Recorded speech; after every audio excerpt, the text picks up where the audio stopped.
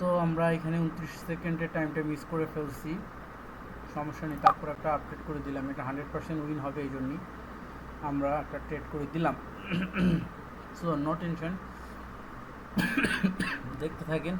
এটাই last trade, আজকে রাত্রে আর ট্রেড করবো না। আমি আজকে সারাদিন বিজি ছিলাম, কোনো ট্রেড করতে পারিনি। আমি ডেলি 3টা ট্রেডই নিই, খুব বড় কোনো ট্রেডার না, ছোটো মোটো একটা ট্রেডার। সো এই জন্য 3টার বেশি ট্রেড নিতে ভয় পাই, 3টাই ট্রেড নিই এবং এই 3টা ট্রেড নিয়েই আমি খুশি থাকি। এবং কখনো অল্প করে করি, আবার কখনো বেশি করে করি, ঠিক নাই, যখন যেরকম মার্কেটে সুবিধা পাই তখন সেরকম করি। এক কথায় শিওর শট আসলে আমি ট্রেড করি, না হলে আমি ট্রেড করি না। সোজা কথা, আমি একটা ট্রেড করব, সারা দিন শেষে আমি একটা গুলি করব, গুলিটা আমার লাগতে হবে, বাট এরকম ফলস গুলি আমি সারাদিন ঢাঢা করে করব না। ওকে, সো আমাদের ট্রেডটা উইন হয়ে গেল, দেখতে পাচ্ছি। এখন যদি আপনি বলেন যে এরপরে কি হবে, এরপরে কি হবে, এখানে রেঞ্জিং মার্কেট শুরু হয়ে গেছে, আমি এখানে আর ট্রেড করবো না, এই মার্কেট থেকে আমি আউট।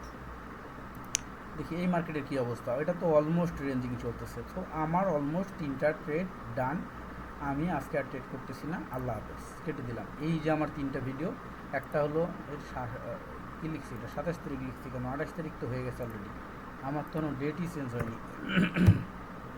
28/7, এই যে আমার 28/7 আর একটা ট্রেড, 28/7/23। ওকে, এই হচ্ছে, সরি কী চিহ্ন দিয়ে ফেলছি যে নিচ্ছে না, 28/7/23। ও আচ্ছা, ভিডিওটা এখনো রানিং, আমি তো আহাম্মক।